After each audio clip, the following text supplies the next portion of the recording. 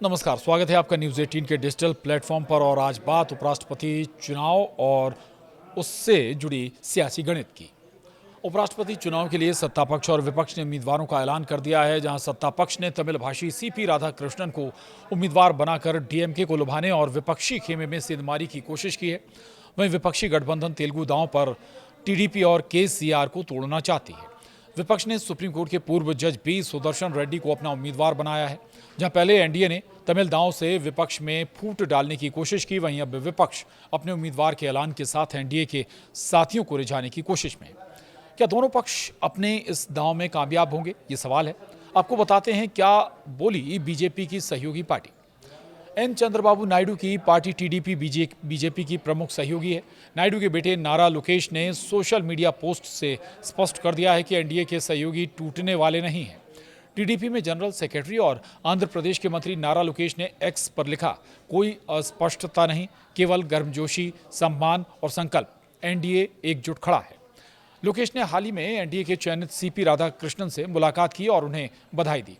बता दें कि टीडीपी बीजेपी के लिए काफ़ी अहम साथी है। पीएम मोदी के तीसरे कार्यकाल में अपना समर्थन देकर टीडीपी ने बड़ी भूमिका निभाई थी। गौरतलब है कि बीजेपी ने तमिल नेता को उपराष्ट्रपति उम्मीदवार के रूप में खड़ा करके इंडिया गठबंधन के साथी डीएमके को रिझाने की कोशिश की थी, लेकिन विपक्ष ने retired justice B Sudarshan Reddy को खड़ा करके उसका ये दाव फेल करने की कोशिश की। अब विपक्ष ने भी टीडीपी के सामने कुछ ऐसा ही सवाल खड़ा कर दिया है जो पहले बीजेपी ने डीएमके के सामने खड़ा किया था। हालांकि डीएमके ने स्पष्ट कर दिया है कि वो इंडिया गठबंधन के साथ ही रहेगा। उसने कहा है कि सीपी राधाकृष्णन को उपराष्ट्रपति चुनाव में उम्मीदवार बनाना बीजेपी का राजनीतिक कदम है।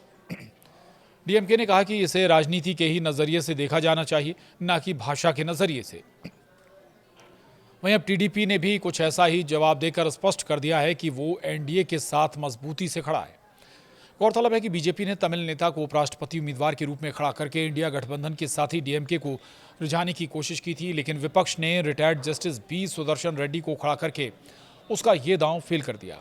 अब विपक्ष ने भी टीडीपी के सामने भी कुछ ऐसा ही सवाल खड़ा कर दिया है जो पहले बीजेपी ने डीएमके के सामने खड़ा किया था। हालांकि डीएमके ने स्पष्ट कर दिया है कि वो इंडिया गठबंधन के साथ ही रहेगा। उसने कहा कि सीपी राधाकृष्णन को उपराष्ट्रपति चुनाव में उम्मीदवार बनाना बीजेपी का अपना एजेंडा है। डीएमके ने कहा कि इसे राजनीति के ही नजरिए से देखा जाना चाहिए, न कि भाषा के नजरिए से। वहीं टीडीपी ने भी कुछ ऐसा ही जवाब देकर स्पष्ट कर दिया कि वो एनडीए के साथ मजबूती से खड़ी है। और उपराष्ट्रपति चुनाव के लिए आपको बता दें कि 9 सितंबर को वोटिंग होगी, उसी दिन काउंटिंग भी होगी। वहीं नामांकन दाखिल करने की आखिरी तारीख 21 अगस्त है। 25 अगस्त तक उम्मीदवारी वापस ली जा सकती है। दरअसल उपराष्ट्रपति का चुनाव जगदीप धनखड़ के 21 जुलाई की रात अचानक इस्तीफा देने की वजह से हो रहा है। 74 साल के धनखड़ का कार्यकाल 10 अगस्त 2027 तक था। वहीं लोकसभा में अगर चुनावी गणित पर नजर डालें तो लोकसभा में कुल सांसदों की संख्या 542 है, एक सीट खाली है। एनडीए के 293 सांसद हैं, वहीं राज्यसभा में 245 सांसद हैं, 5 सीट खाली हैं। एनडीए के पास 129 सांसद हैं। ये मानते हुए कि उपराष्ट्रपति के लिए नामांकित सदस्य भी एनडीए उम्मीदवार के पक्ष में मतदान करेंगे। इस तरह सत्तारूढ़ गठबंधन को कुल 422 सदस्यों का समर्थन प्राप्त है। वहीं बहुमत के लिए 391 सांसदों के समर्थन की जरूरत है। वहीं अगस्त 2022 में एनडीए उम्मीदवार जगदीप धनखड़ को 528 वोट मिले थे। वहीं विपक्षी उम्मीदवार मार्गरेट अल्वा को सिर्फ 182 वोट मिले थे। तब 56 सांसदों ने वोट नहीं डाला था। नमस्कार।